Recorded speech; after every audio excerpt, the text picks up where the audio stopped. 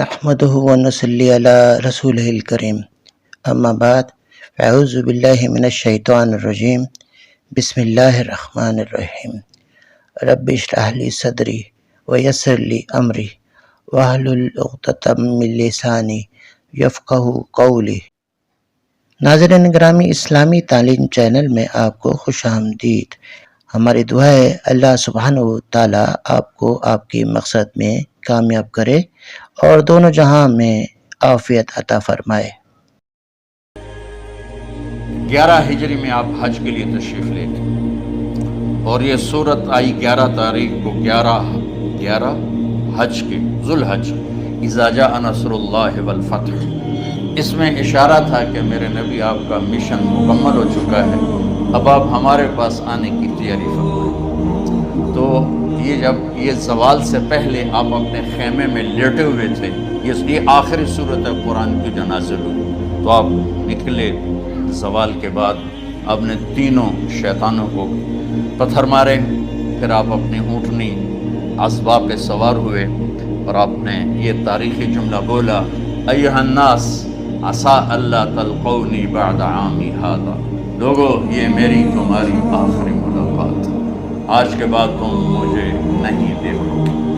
واپسی پر آپ نے معاذ بن جبل کو مدینے سے یمن روانہ فرمایا، تو معاذ بن جبل سے ایسی محبت تھی کہ ان کو سی آف کرنے کے لیے 7 میل پیدل چلے۔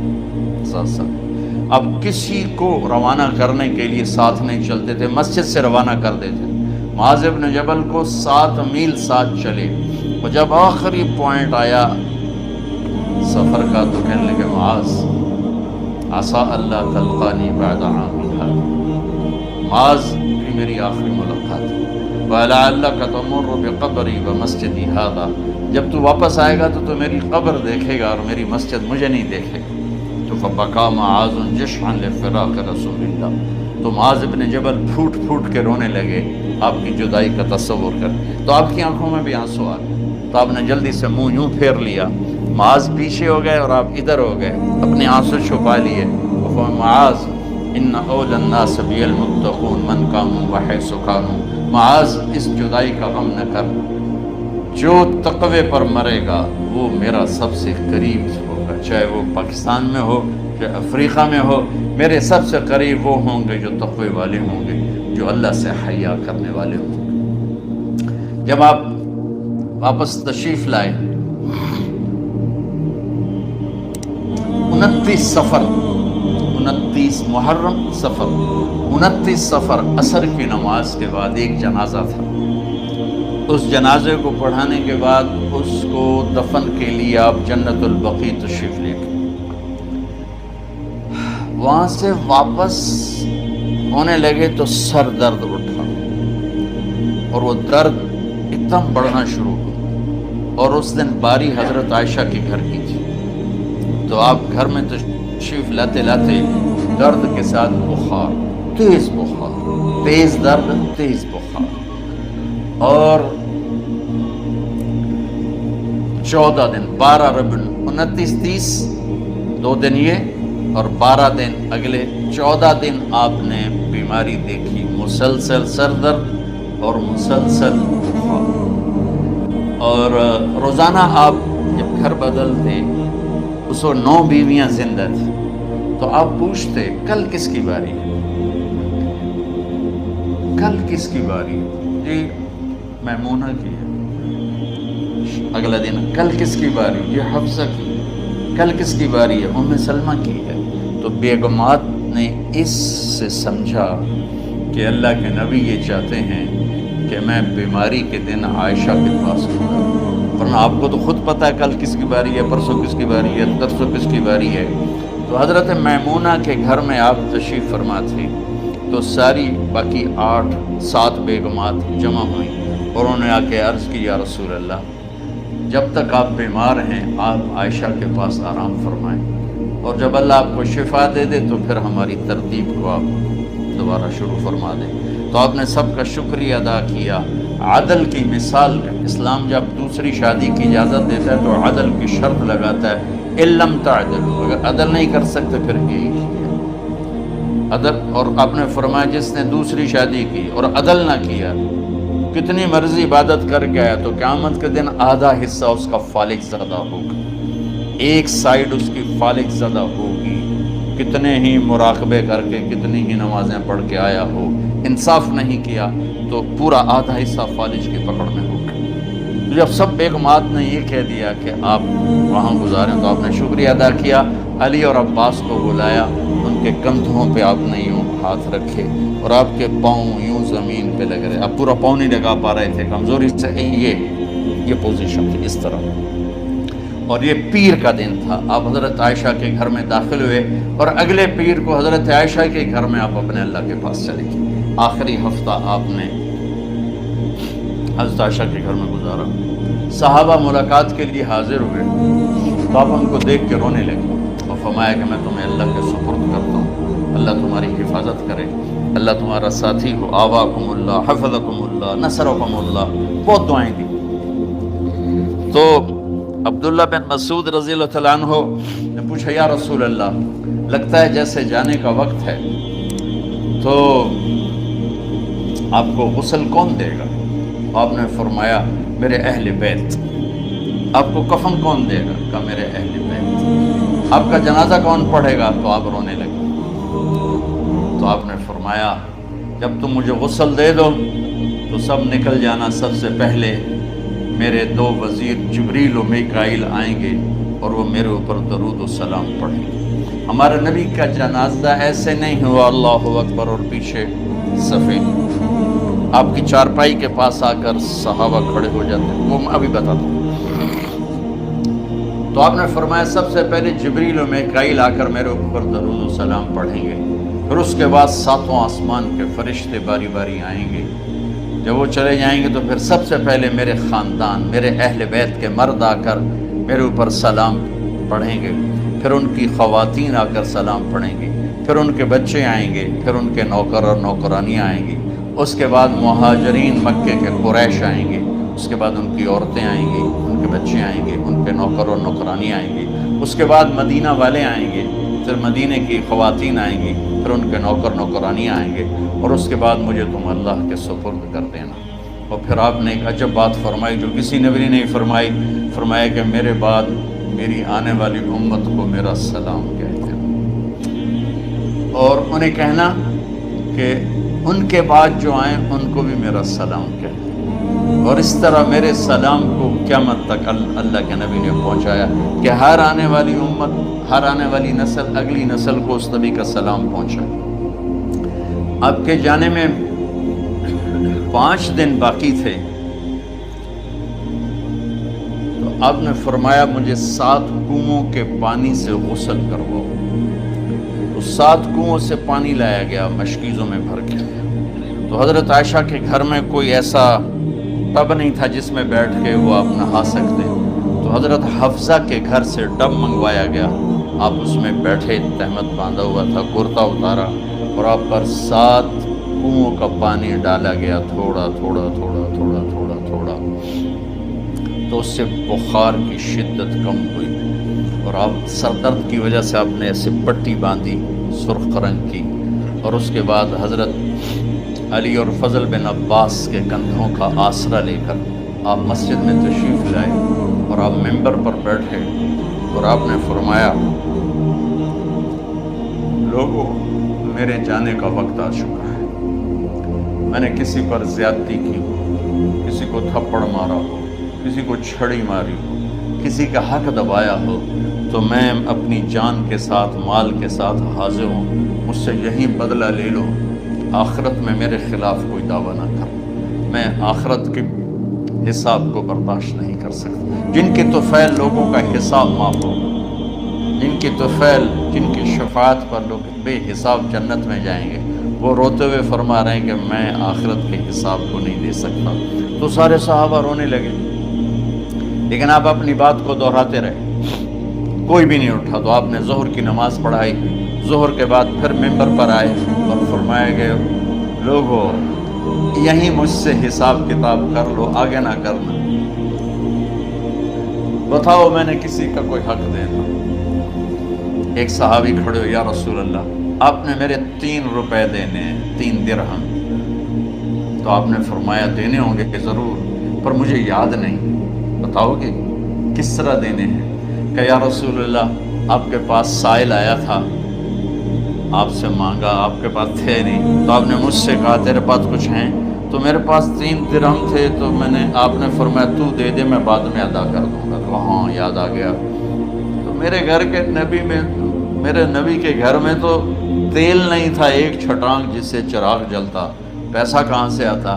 تو آپ کے سامنے آپ کے کزن فضل بن عباس کھڑے تھے، آپ نے فرمایا فضل میرا قرضہ ذمے لیتے ہو؟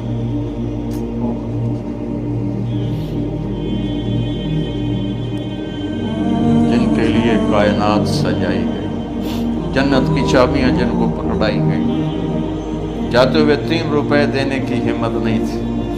تو فضل میرا قرضہ ذمے لیتے ہو؟ کہ جی یا رسول میں اپنے ذمے لیتا ہوں۔ کہ اس سے لے لینا۔ آپ گھر تشریف لے گئے، نماز کے لیے آتے تھے، پڑھاتے تھے۔ جمعرات کو عشاء کی نماز پڑھانے کے لیے اٹھ نہیں سکے، گر گئے، پھر اٹھنے لگے، اٹھ نہیں سکے، گر گئے، پھر اٹھنے لگے، اٹھ نہیں سکے۔ تو آپ نے فرمایا ابو بکر سے کہو نماز پڑھائے، عشاء کی نماز۔ ابو بکر ذرا پیچھے کھڑے تھے، عمر آگے کھڑے تھے۔ تو لوگوں نے کہا نماز ہی پڑھاونی، کوئی پڑھا دے۔ تو انہوں نے حضرت عمر کو آگے کیا، انہوں نے کہا اللہ اکبر۔ جب حضرت عمر کی تکبیر سنی تو آپ نے اندر سے زور سے فرمایا عمر کو پیچھے کرو، ابو بکر کو آگے کرو، میرے رب کا فرمان ہے میرے مصلی پر ابو بکر کے سوا اور کوئی کھڑا نہیں ہو سکتا۔ جمعرات کی عشاء، جمعہ ہفتہ اتوار کی 15 نمازیں اور پیر کی فجر کی 16 اور جمعرات والی 17 نمازیں ابو بکر نے پڑھائیں میرے نبی کی موجودگی میں۔ ہفتے کے دن ظہر یا عصر میں آپ علی اور فضل بن عباس کے کندھوں پر ہاتھ رکھ کے مسجد میں داخل ہوئے اور ابو بکر نماز پڑھا رہے تھے۔ ادھر محسوس ہوا کہ اللہ کے نبی آ رہے ہیں، تو ابو بکر نے یوں پیچھے ہٹنا شروع کیا تاکہ مصلی سے ہٹ جائیں۔ تو آپ نے ایسے ہاتھ کا اشارہ فرمایا کہ کھڑے رہو، ہٹو نہیں، کھڑے رہو۔ تو وہ پھر آگے مصلی پر آ گئے۔ تو آپ تشریف لائے اور الٹے ہاتھ ابو بکر کے ساتھ بیٹھ کر آپ نے ظہر یا عصر کی 4 رکعت نماز ابو بکر کی امامت میں ادا فرمائی۔ یہ آپ کی آخری نماز تھی مسجد کے اندر امت کے ساتھ، اور تشریف لے گئے۔ جمعہ کا دن تھا، جبریل آئے، یا رسول اللہ مجھے اللہ نے بھیجا ہے کہ جاؤ میرے محبوب کا حال پوچھ کے آؤ۔ تو آپ درد اور بخار دونوں چیزیں تھیں، سر کا درد بھی ہیوی ویٹ تھا اور بخار بھی، تپش۔ تو آپ نے کہا جبریل تکلیف ہے، تکلیف میں۔ ہفتے کا دن پھر جبریل آئے، یا رسول اللہ مجھے اللہ نے بھیجا ہے کہ جاؤ میرے محبوب کا حال پوچھ کے آؤ۔ پھر آپ نے فرمایا تکلیف ہے۔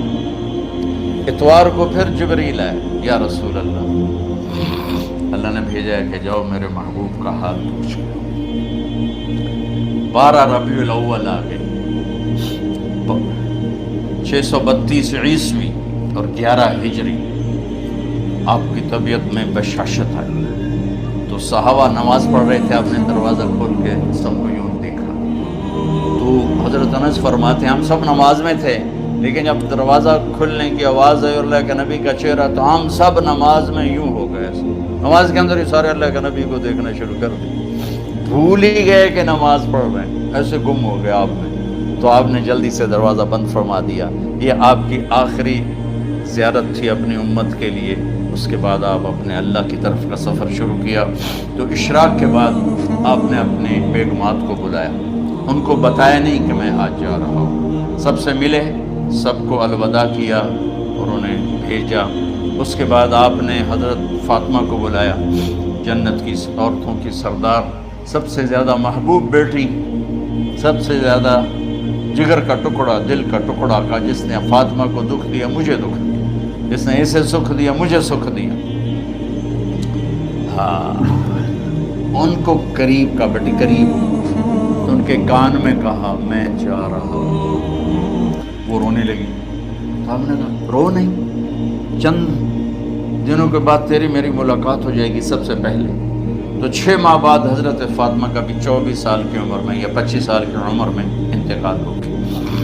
ان کو رخصت فرمایا، پھر آپ نے داماد مولا علی کو بلایا، ان کا سر اپنی گود میں رکھا اور ان کے سر پہ اور کمر پہ ہاتھ پھیرتے رہے اور ان کو دعائیں دیتے رہے۔ آہستہ آہستہ تھی، آواز اونچی نہیں تھی، پست آواز تھی، اور یوں سر پہ کمر پہ سر پہ کمر پہ اور دعائیں دے رہے۔ ان کو رخصت فرمایا، آخر میں اپنے جگر کے ٹکڑے حسن اور حسین کو بلایا۔ ایک آپ کو حدیث سناتا ہوں، میرے نبی نے فرمایا اپنے بچوں کو عزت دیا کرو، اکرموا اولادکم۔ خاص طور پہ ان ماؤں سے کہتا ہوں کہ جب ہم بچوں سے عزت چھین لیتے ہیں، ان سے ہم سب کچھ چھین لیتے ہیں۔ پڑھے نہیں ہو، اسکول نہیں گئے ہو، ٹیوشن نہیں پڑھی ہے، ہوم ورک نہیں کیا ہے، یہ کیوں کھایا، یہ کیوں پہنا، اس پر جب ماں اور باپ بچے کو ذلیل کرتے ہیں تو آپ یاد رکھیں آپ ان کے دلوں میں اپنے لیے نفرت کر رہے ہیں۔ میرے نبی نے فرمایا بچوں کو عزت دو، اولاد کو عزت دو۔ وہ عزت تمہیں واپس کریں گے جب تمہیں ضرورت ہوگی، جب تم ان کے محتاج بنو گے تو پھر وہ عزت تمہیں واپس ملے گی۔ اگر ڈانٹ ڈپٹ تربیت کے نام پر کچھ نہیں ملے گا۔ تو آپ حسن حسین کو کیا عزت دیتے تھے؟ آپ نماز پڑھا رہے ہیں، نماز ہے مسجد کے اندر، گھر میں نہیں ہے، اور آپ سجدے میں گئے، دونوں بھائی کود کے کمر پہ چڑھ گئے۔ کوئی ہمارے آج کا دیندار ہوتا اس اٹھتے ہی انہوں نے 2 لتر مارنے آئے، آپ نے سجدہ لمبا کر دیا۔ صحابہ کو خوف ہوا کہ آپ فوت ہو گئے۔ عبداللہ بن مسعود سر اٹھا کے دیکھا تو دونوں بھائی کمر پہ چڑھے ہوئے تھے اور آپ سجدے میں پڑے ہوئے تھے۔ انہوں نے ہاتھ آگے بڑھایا اتارنے کے لیے، تو آپ نے بغلوں سے دیکھا کہ کوئی ہاتھ آ رہا ہے بچوں کو اتارنے کے لیے، تو سجدے میں ایسے ہاتھ ہوتے ہیں، تو آپ نے یوں کر کے ان کو روک دیا اشارے سے۔ جب تک حسن حسین علیہم السلام کمر پہ سوار رہے، میرے نبی نے سجدے سے سر نہیں اٹھایا، یہ عزت دی۔ اور جب وہ اترے پھر آپ سجدے سے اٹھے، سلام پھیرتے ہی اپنے دونوں بچوں کو گود میں لے کے فرمایا میرے ماں باپ ان پہ قربان، انہیں تکلیف نہ دیا کرو۔ اور آپ ان کے لیے گھر آتے، روزانہ ٹائم نکالتے۔ آج والدین کے پاس اولاد کے لیے ٹائم نہیں، کل اولاد کے پاس والدین کے لیے ٹائم نہیں ہوگا۔ اپنے بچوں کو میں یہ نہیں کہتا ہوں بیٹھ کے نصیحتیں کرو، صرف محبت ٹرانسفر کرو، ٹائم دو، موبائل آف کرو، ٹی وی آف کرو، اور صرف آپ اور بچوں میں ایک ایسا تعلق ہو کہ ان کا بلوٹوتھ بھی آن ہو جائے، آپ کا بلوٹوتھ بھی آن ہو جائے، اور سارا ڈیٹا ٹرانسفر ہو جائے۔ بلوٹوتھ کو آن کیے بغیر ڈیٹا ٹرانسفر ہوگا؟ دسو بھائی۔ تو ہمارے بچوں کے بلوٹوتھ آف ہیں سکولنگ کی وجہ سے، ڈانٹ ڈپٹ کی وجہ سے۔ 3 سال کا بچہ بھلا سکول جانے کے قابل ہوتا ہے؟ 3 سال کا بچہ ماں کی گود کے لیے ہوتا ہے، باپ کی چھاؤں کے لیے ہوتا ہے۔ وہ روتا ہوا جاتا ہے، روتا ہوا آتا ہے، روزانہ ماں باپ سے نفرت اپنے اندر وہ پیدا کرتا ہے اور اس کو پالتا ہے، پڑھاتا ہے۔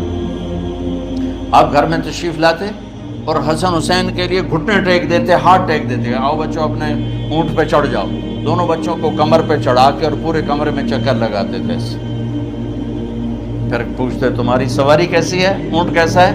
پھر دونوں کو اتار کے زینب کو بٹھاتے اور زینب کو پورے کمرے کا چکر لگواتے۔ شہنشاہ اے انبیاء، انبیاء کے بادشاہ نہیں، پوری کائنات کی اللہ تعالیٰ نے آپ کو بادشاہی عطا فرمائی، سرداری عطا فرمائی، اور کائنات کی سب سے زیادہ مصروف ترین اور ذمہ دار ترین ہستی روزانہ بچوں کے لیے ٹائم نکالتے تھے.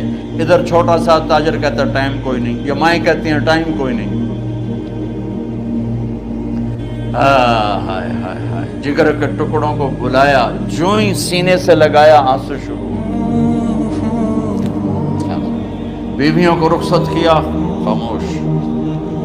بیٹی کو رخصت کیا، خاموش. داماد کو رخصت کیا، خاموش.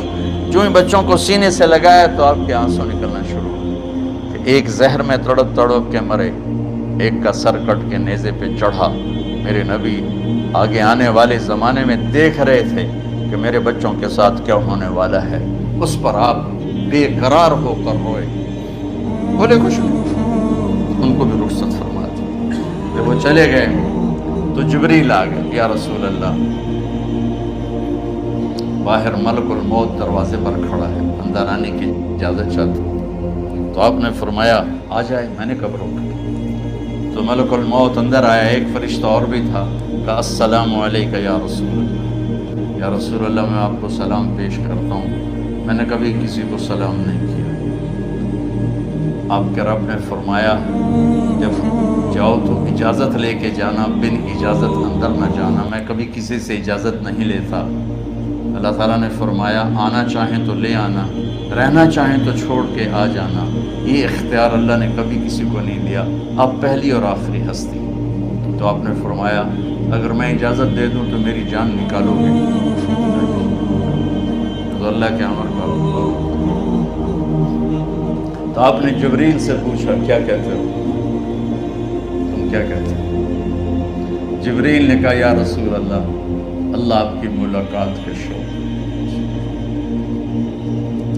میرے بھائی بہنوں، اللہ سے یہ دعا کیا کرو کہ اللہ ایسی موت دے جب جانے کا وقت ہے تو ہماری ملاقات کے شوق. ایک صحابی کا انتقال ہوا، آپ نے ان کی قبر پہ جا کے یہ دعا کی، یا اللہ طلحہ جب تیری بارگاہ میں پیش ہو تو اسے دیکھ کے مسکرائے، یہ تجھے دیکھ کے مسکرائے، سارے دکھ درد دور ہو جائیں. تو جبریل بولے یا رسول اللہ، اللہ آپ کی ملاقات کا شوق. آپ نے فرمایا جاؤ اللہ سے پوچھ کے آؤ میرے بعد میری امت کے ساتھ کیا کریں گے. جاؤ پوچھ کے آؤ حسن حسین کے ساتھ کیا کرے گا. یہ پوچھنا، ہر کوئی اپنے بچوں کو یاد کرتا ہے، مرنے والے بچوں کو یاد کر. بچے میلاد، میرے والد اچانک ہارٹ اٹیک میں فوت ہو گئے تو ہماری بہنیں موجود نہیں تھیں، میری 2 بہنیں. تو میرے والد بار بار کہتے میری دھیاں میں ملا دیں، میری دھیاں میں ملا دیں. اور میرے نبی نے کہا میری امت کا مجھے بتاؤ پہلے کیا کروں. حسن حسین کا نہیں کہا، جن کو ذبح ہوتے بھی زہر میں تڑپتے بھی دیکھا. واہ یا رسول اللہ، آپ نے کیا وفا کی اور ہم نے کیا صلت. سارے خنجر انہی کے سینے میں ہی اتار دیے، ہر تیر کھینچ کے آپ کے جگر کے پار کیا. ہر نافرمانی کا ٹھیکہ لے لیا.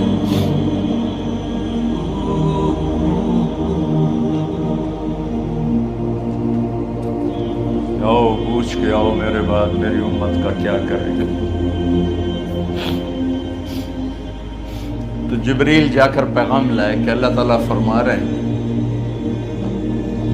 ہم آپ کی امت کو تنہا نہیں چھوڑیں گے. میرے رب کی عزت کی قسم، خواتین و حضرات، میرے رب کی عزت کی قسم، میرے نبی یہ بات نہ اٹھاتے کوئی ہم میں خنزیر بنتا، کوئی بندر ہو جاتا، کوئی کتا ہو جاتا، کوئی سانپ بچھو بن جاتا. اللہ کی ہم سے کیا رشتہ داری. اس کملی والے پہ درود و سلام پڑھو جس نے اولاد کو پیچھے کر کے تمہیں اللہ سے مانگے. اور محشر کے میدان میں جب جہنم آ کے ایک چیخ مارے گی اور آدم سے لے کر عیسیٰ علیہ السلام تک ہر نبی کہے گا نفسی نفسی، ہر ماں باپ کہے گا نفسی نفسی، ہر بیٹا بیٹی کہے گا نفسی نفسی. ہر خامن بیوی کہے گا نفسی نفسی، ہر بھائی بہن کہے گا نفسی نفسی۔ حضرت ابراہیم کہیں گے یا اللہ کسی کا سوال نہیں کرتا، میری جان بچ۔ عیسیٰ علیہ السلام کہیں گے یا اللہ میں اپنی ماں مریم کا بھی سوال نہیں کرتا، میری جان بس نفسی نفسی۔ کہ ہنگامے میں ایک آواز آئے گی، امتی امتی۔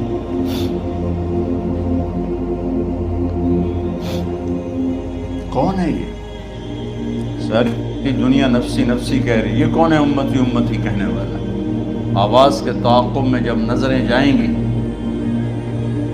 تو اپنے نبی کو دیکھ لینا، تڑپتے ہوئے بدن کے ساتھ، کانپتے ہوئے ہاتھوں کے ساتھ، اور پھیلی ہوئی جھولی کے ساتھ، اور بہتے ہوئے آنسوؤں کے ساتھ۔ صرف ایک ہستی ہوگی، صلی اللہ علیہ یا رسول اللہ، صرف ایک ہستی ہوگی جو کہیں گے یا اللہ میری امت، یا اللہ میری امت، یا اللہ۔ کون سی امت؟ جس نے ہر بڑے سے بڑے گناہ کے اڈے کھول کے زندگی گزاری۔ میرے نبی انہی کو یاد کر رہے، میری امت میری امت میری امت۔ جب تک اللہ نے یہ نہیں کہا کہ آپ کی امت کے بارے میں راضی کر دوں گا، آپ نے فیصلہ نہیں کیا کہ چلو ملک الموت اللہ کی تقدیر کو پورا کر، اور جاتے ہوئے 2 نصیحتیں فرمائیں، وہ بھی بچوں کے لیے نہیں، بیویوں کے لیے نہیں، امت کے لیے۔ الصلاۃ وما ملکت ایمانکم، اے میری امت نماز نہ چھوڑنا، نوکروں سے اچھا سلوک کرنا، حقوق اللہ نماز، حقوق العباد غریب لوگ، اور فرمایا غریبوں پہ ترس کھانا، اپنے نوکر ملازم غلاموں پہ ترس کھانا، اور نماز نہ چھوڑنا، نماز نہ چھوڑنا، نماز نہ چھوڑنا، نماز آخر الفاظ سے، نماز نہ چھوڑنا، نماز نہ چھوڑنا، نماز نہ چھوڑنا۔ اور اب حضرت عائشہ کے سینے پر اس طرح نیم دراز تھے، حضرت عائشہ یوں سیدھا بیٹھی ہوئی تھی۔ اب فرمایا کل مجھے فخر حاصل ہے، مات فی سحری و نحری، میرے نبی نے میری گردن اور سینے کے درمیان اللہ کو جان پیش کی۔ آپ اس طرح نیم دراز تھے تو تھوڑی دیر پہلے عبد الرحمن بن عوف آئے، عبد الرحمن بن ابو بکر آئے، آپ کے ہاتھ میں تازہ مسواک تھا، آپ مسواک بہت فرماتے تھے، تو آپ اتنے کمزور ہو چکے تھے کہ بولا نہیں جا رہا تھا، تو آپ کی نظریں مسواک پہ ٹک گئی، دیکھے جا رہے ہیں، مسواک کو دیکھے جا رہے ہیں۔ حضرت عائشہ نے محسوس کیا کہ نظریں مسواک پر ہیں، تو کہا یا رسول اللہ ہم مسواک کرنا چاہتے ہیں، تو آپ نے تو حضرت عائشہ نے اب بھائی سے لے کر وہ لکڑی اور اپنے منہ میں چبائی، اور آپ کے منہ میں اس طرح کر کے خود چلائی، کہا میں وہ خوش قسمت ہوں جس کا لعاب آخری غذا تھی جو میرے نبی کے منہ میں گیا، وہ حضرت ام عائشہ کا لعاب مبارک تھا۔ اور پھر اس کے بعد اگلا یہ سارا واقعہ ہوا، تو آپ نے کہا الصلاۃ وما ملکت ایمانکم، ایک نماز نہ چھوڑنا، ایک اپنے نوکر نوکرانی غلاموں سے اچھا سلوک کرنا، اور پھر اللہم الرفیق الاعلی، یا اللہ بلا لے۔ جب آپ نے اعلان کیا کہ چلو تقدیر کو پورا کرو، تو جبریل بھی غمگین ہو کر کہنے لگے یا رسول اللہ پھر میرا بھی آج دنیا میں آخری دن ہے، آج کے بعد میں بھی کبھی اس دنیا میں لوٹ کے نہیں آؤں، یعنی وحی کے ساتھ۔ آپ کی آنکھیں بند ہوئیں، حضرت عائشہ رضی اللہ تعالیٰ عنہ کی چیخ نکلی، تو ساری بیگمات دوڑی دوڑی آئیں، تو آپ کی منزل پوری ہو چکی تھی، تو آپ کو لٹایا گیا اور چادر ڈال دی گئی۔ ابو بکر رضی اللہ تعالیٰ عنہ اپنی دوسری بیگم کے پاس گئے تھے، عوالی، 3-4 میل، پتہ چلا تو وہاں سے گھوڑے پر وہ دوڑتے ہوئے آئے، اور آ کر آپ کے ماتھے سے، چہرے سے کپڑا ہٹایا اور آپ کے ماتھے پر بوسہ لیا، تو آپ کے آنسو ماتھے پر گرے، کوا و نبیہ و خلیلہ و صفیہ، ہائے میرا نبی، ہائے میرا دوست، ہائے میرا خلیل، ہائے میرا جگر، کہ یا رسول اللہ آج کے بعد آپ کوئی دکھ نہیں دیکھیں۔ جب آپ درد سے بے قرار تھے، اور بی بی فاطمہ رضی اللہ تعالیٰ عنہ ساتھ بیٹھی تھی، تو آپ کی بے قراری کو دیکھ کر وہ رونے لگی کہ ہائے میرے ابا کا درد، ہائے میرے ابا کا درد۔ تو میرے نبی نے کہا ما علی ابیک کرب بعد اليوم، بیٹی آج تیرے باپ کے دکھ کا آخری دن ہے، آج کے بعد کوئی دکھ نہیں دیکھیں گی۔ تو صدیق نے کہا آپ آج کے بعد کوئی دکھ نہیں دیکھیں گے۔ اب تشریف لے گئے مسجد میں، تو کوہرام مچا ہوا تھا، کچھ گمسم تھے، اور عمر رضی اللہ عنہ تلوار اٹھائے ہوئے تھے. جو کہے گا اللہ کا نبی فوت ہو گیا میں سر اڑا دوں گا، وہ فوت نہیں ہوئے، وہ اللہ کے پاس گئے. ایک جنونی کیفیت پیدا ہوتی، وہ واپس آئیں گے، سارے کفار سے جہاد کریں گے. تو ابو بکر ممبر پر آئے، کہا عمر بیٹھ جاؤ. عمر کہنے لگے نہیں بیٹھتا، انکار نہیں بیٹھتا، اور تلوار ایسے. سبحان اللہ، واہ صدیق واہ. آپ نے ممبر پہ کھڑے ہو کر کیا، سونے سے بھی لکھے جائیں تو کم ہے، قیمت اس سے زیادہ ہے. میرے صدیق نے کہا لوگو من کان یعبد محمدا فإن محمدا قد مات. جو محمد کی پوجا کرتے تھے تو آج محمد کو اللہ نے موت دی تھی. ومن کان یعبد اللہ فإن اللہ حی لا یموت. اور جو اللہ کی پوجا کرنے والے ہیں وہ یاد رکھو ان کا اللہ زندہ ہے، موت سے پاک. پھر آپ نے انک میت وانہم میتون، میرے محبوب آپ کو بھی موت آئے گی اور ان سب کو موت آئے گی. حضرت عمر فرماتے ہیں جب میں نے یہ آیت سنی تو میں یوں نہیں گرا، ایسے گرا سیدھا، ٹانگوں سے جان نکل گئی تو یوں گرے ایسے یوں، اور کہنے لگے مجھے یقین ہو گیا کہ موت آ گئی اور اللہ کے نبی ہمیں چھوڑ کے چلے گئے. تو غسل کون دے، کیسے دے؟ اہل بیت نے غسل دینا تھا. آپ کے کپڑے اتار کے غسل دیا جائے یا جو آپ نے کپڑے پہنے ہیں اسی میں غسل دیا جائے؟ تو پریشان ہے کیا کیا جائے؟ سب پہ اونگ طاری ہو، ایک دم سب کو نیند آئی اور غیب سے آواز آئی کہ ہمارے نبی کو کپڑوں سمیت غسل دیا جائے. آپ کے بدن مبارک سے کپڑا نہیں اتارا، کوئی اتارے نہیں. تو اس آواز پر سارے بیدار ہوئے. تو حضرت عباس، فضل بن عباس، شقران آپ کے غلام، اور اسامہ بن زید اور علی بن ابی طالب آپ کو غسل دینے والے تھے. حضرت علی آپ پر پانی ڈال رہے تھے اور فضل بن عباس جسم کو مل رہے تھے، اور حضرت علی ساتھ ساتھ روتے ہوئے یا رسول اللہ آپ نے ہی ہمیں صبر کا حکم دیا، اگر آپ ہمیں صبر کا نہ کہتے تو آج ہم دنیا کو رو کے دکھاتے، اور آج ہم دنیا کو اپنا غم دکھاتے کہ کس طرح غم کیا جاتا ہے. اور یا رسول اللہ آپ کے جانے پر وہ نقصان ہے جو قیامت تک نہ پہلے ہوا نہ بعد میں ہوگا کہ آپ کے بعد نبوت کا دروازہ بند ہو گیا. اس طرح پانی بھی ڈال رہے تھے اور روتے بھی جا رہے تھے، اور فضل بن عباس وہ آپ کے پہلو بدل کر ہاتھ مل رہے تھے، ہاتھوں سے مل رہے تھے.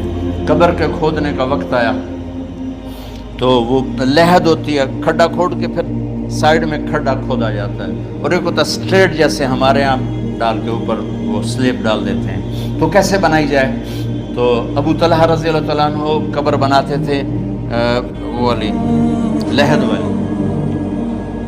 تو فرمایا جو پہلے آ جائے گا نا وہی قبر تیار کر. تو ابو طلحہ پہلے آ گئے تو لحد والی قبر تیار کی گئی، اور آپ کے کفن دینے کے بعد وہی وہ سب چلے گئے. اس کے بعد باری باری اہل بیت، ان کی خواتین، ان کے بچے، پھر مہاجرین، ان کے خواتین، ان کے بچے، ان کے نوکر، پھر انصار، ان کی خواتین، ان کے بچے، ان کے نوکر. تو پیر اور منگل یہ 2 دن سارے گزر گئے، اور منگل کو عشاء کے بعد جا کر یعنی بدھ کی رات آپ کی تدفین کا وقت آیا. تو جب آپ کو قبر میں اتار دیا گیا تو مغیرہ بن شعبہ رضی اللہ عنہ کھڑے تھے، انہوں نے اپنی انگوٹھی اتار کے اندر پھینک دی لحد. تو پھر کہنے لگے علی کہ میری انگوٹھی نیچے گر گئی ہے، اٹھا لو. ایک بہانہ کیا نبی کو بوسہ لینے کا. انگوٹھی پھینک کر فرمانے لگے علی وہ میری انگوٹھی گر گئی ہے، اٹھا لوں. سب دیکھ رہے تھے کہ پڑی ہو کہاں، اٹھا لو. تو انگوٹھی کیا اٹھانی تھی، نیچے جا کر اللہ کے نبی کو لپٹ گئی اور دھاڑ دھاڑ رونا شروع کیا. سب صحابہ کی چیخیں نکال دی. انگوٹھی تو ایک بہانہ ہی تھا. آخری شخص جس کا جسم نبی کے جسم سے ٹچ ہوا وہ مغیرہ بن شعبہ ہے. تو پھر سب نے شور مچایا کہ باہر نکالو، باہر نکالو، باہر نکلو. باہر نکلے تو اینٹیں لگائی گئیں، پھر مٹی ڈالی گئی. تو جب واپسی ہوئی تو حضرت انس گزرے تو حضرت فاطمہ کھڑی تھی. ارتابت نفوسکم ان حسیتم علی رسول اللہ التراب. انس، کس جگر کے ساتھ تم نے نبی کو مٹی میں چھپا دیا؟ کس جگر کے ساتھ تم نے نبی کو مٹی میں چھپا دیا؟ اللہ سے ملا دے. قبر دیکھنے کو خوفناک ہے. اگر اللہ راضی ہے، جب کبھی قبر سے ڈر لگتا ہے، بہت ہی لگتا ہے، تو خیال آتا ہے اگر اللہ راضی ہے پھر تو مسئلہ ہی کوئی نہیں ہے، چونکہ اللہ نے اپنے محبوب کو بھی قبر میں اتارا. یہ نہیں کہا کہ ایک خوبصورت بیڈ روم بنا کے اس میں لٹا دو، کہا قبر میں اتارو. اگر اللہ راضی ہے تو مرنے والی ہو یا مرنے والا ہو تو مزے ہی مزے ہیں. یہ سارے دعا کرو کہ جب ہم دنیا سے جا رہے ہوں اللہ ہم پہ خوش ہو، اللہ ہم سے راضی ہو. کوئی بڑا مسئلہ نہیں ہے. فرائض کے ساتھ اللہ کو راضی کرو اور اچھے سلوک کے ساتھ اللہ کے بندوں کو راضی کرو. اپنی زبان کو خوبصورت بول کا عادی بنا دو. اس سے گالی، اس سے غیبت، اس سے چغلی، اس سے شکایت، اس سے تانے، اس سے طنز اللہ کے واسطے نکال دو اور اس زبان کو میٹھے بول کا عادی بنا لو. کڑوے سے کڑوے زہریلے بولوں کو پی جاؤ. پی جا ایام کی تلخی کو بھی ہنس کے ناصر. غم کے سہنے میں بھی قدرت نے مزہ رکھا ہے. تو داستان غم ہے، بڑی طویل ہے. آج بڑے عرصے کے بعد میں نے آپ کو سنایا ہے، تو پہلے کوئی ایسا مجھے موقع نہیں ملا کہ میں کچھ تفصیل پڑھ کے آتا، تو جتنا میری یادداشت میں تھا وہ میں نے آپ سے شیئر کیا. ہر ایک نے جانا ہے اور ہم چاہتے ہیں جب ہم جائیں تو یہ ہمارے ایسے جانشین ہوں کہ اللہ پاک انہیں ہماری قبروں کے ٹھنڈا ہونے کا ذریعہ بنائے.